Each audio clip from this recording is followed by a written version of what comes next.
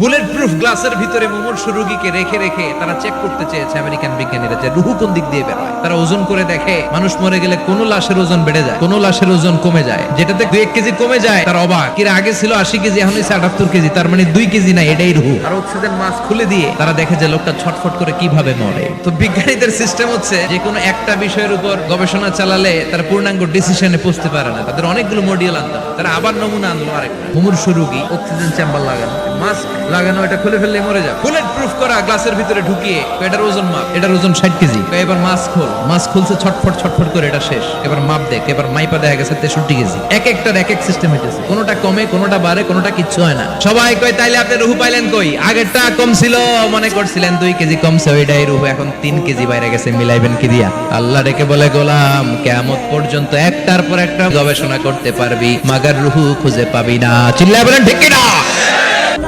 যে নিয়ামত তোমাকে আল্লাহ থেকে দূরে সরায়, ওই নিয়ামতের চেয়ে বিপদ ভালো, যে বিপদ তোমাকে আল্লাহর দিকে ধাবিত করে।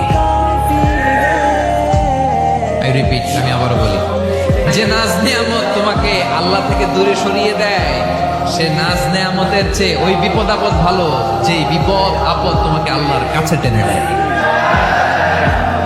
তাহলে বিপদ আপদ আসলে আপনি হতাশ হবেন আর কখনো দুঃখ করবেন?